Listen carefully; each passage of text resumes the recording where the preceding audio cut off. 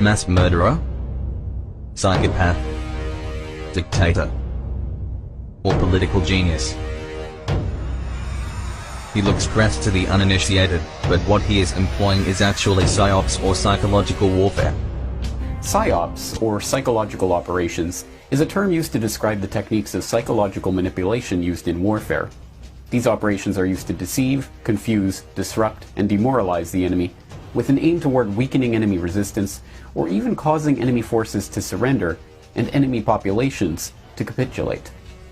As the flip side to the ancient wisdom that knowledge is key to all successful warfare strategies, the art of deliberately sowing deception has been understood and practiced for thousands of years. Over 2,000 years ago, the use of deception and psychological manipulation as a tool of combat was detailed in Chinese military strategist Sun Tzu's The Art of War. All warfare is based on deception. Therefore, when capable of attacking, feign incapacity. When active in moving troops, feign inactivity. Before anything, one must look at the Philippine culture to understand why Duterte had to use scare tactics to make the criminals follow the law. You see, in the Philippines, laws are not strictly enforced. Some say following the law is optional. The justice system is unreliable due to corrupt officials from the highest to lowest ranks. Criminals use their money and influence to bribe government officials for protection or even buy their way out of prosecution.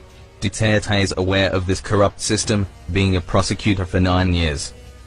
Do you still believe in the country's judicial system? Right now, I still believe in the system because I will guarantee this time that the law is break. There are judges here in Manila, more than 1,000 cases, no conviction at all of a drug case. That is where money flows, maybe savagery, threatening people on both sides.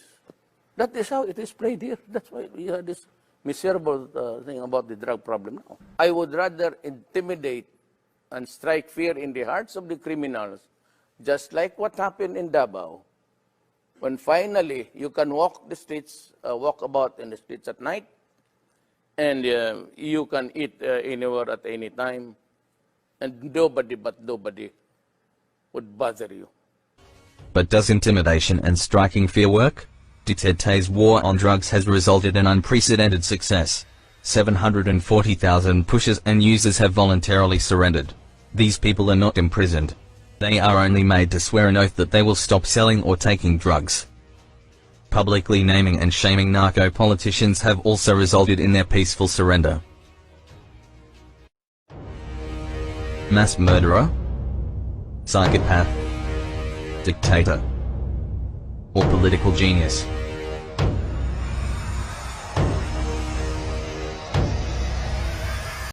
Duterte's war on drugs, explained. From July 1st to August 30th of this year, 550,000 houses were visited, 12,900 suspects arrested, 800 search warrants implemented, 895 suspects killed, and 626,000 drug user and pushers surrendered. This means that 97.8% surrendered, 2% arrested, and only 0.14% killed. What about the accusation of extrajudicial killings? Did Duterte condone extrajudicial killings? This has been shown to be not true. In fact, in his inaugural speech he said, "As a lawyer and a former prosecutor, I know the limits of the power and authority of the president. I know what is legal and what is not. My adherence to due process and the rule of law is uncompromising." And in his State of the Nation address he said, To our police officers and other officials, do your job, and you will have the unwavering support of the office of the president. I will be with you all the way. Abuse your authority, and there will be a hell to pay.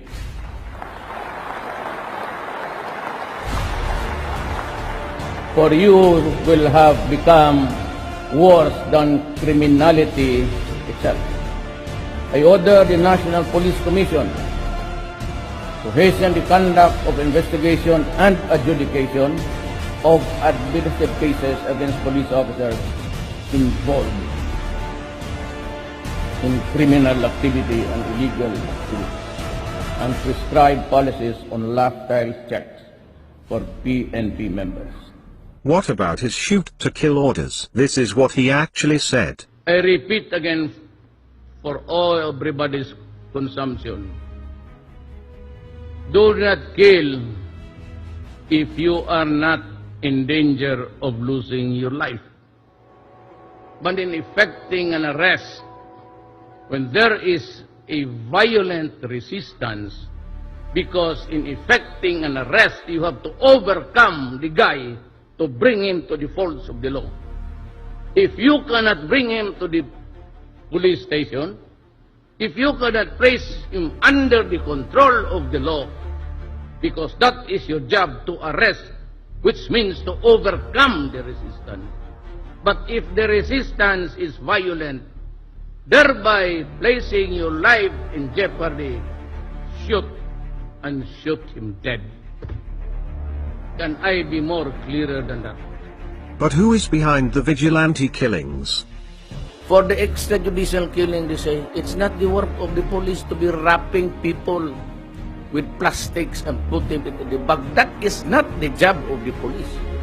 I just told him that one bullet will do. Why do you have to wrap it as it waste your time? So, who are actually behind these killings? First, there are drug groups killing other members of competing drug groups. This is also happening in other countries. Second, drug lords hire assassins to kill users and pushers who have surrendered to the police. This is to silence them and prevent them from exposing the drug lords. There are also other deaths unrelated to the war on drugs, which are blamed on Duterte. The opposition, who controls most of the local media, blame these deaths to Duterte to make him appear as a mass murderer. Pero yung pinatay na hindi natin na binalot ng mga sako, binalot ng plastic, the police, I assure you, would not waste their time on that. So kung pati ba naman yan isali ninyo na wala akong kamuangwang, pakisali na lang po sa namatay ng lahat dyan sa punerarya, pati yung may mga cancer, isali na lang ninyo. May mga diabetes, may mga... Kasi yung lahat na nakita ninyong patay, binibilang ninyo sa akin. Baka yung gusto ninyo, yung taga Davao dito, magbilang ako sa punerarya, lahat ng patay. Bakit lang yan ang binabalot ng mga sako? Because the accusation itself is very stupid. It assumes right away na yung may patay dyan, gobyerno ang pumatay. Police officers found involved in drugs are relieved, investigated, and prosecuted. In fact, Duterte publicly named officials involved in drugs. There are generals, police officials, congressmen, mayors, judges, and a senator. Drug lords and public officials involved in drugs are now trying to bring the fight in the international arena due to the fact that 91% of the Filipinos support Duterte. Will they succeed? Ako, magprangka ako sa inyo. Dito sa panahon ko, tatapusin ko yung problema sa droga.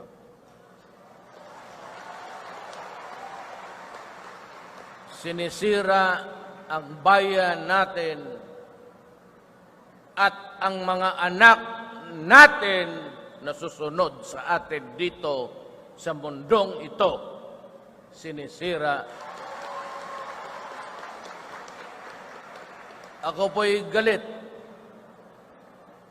Pati yung mga pulis dito sa Maynila nakasabit sa droga.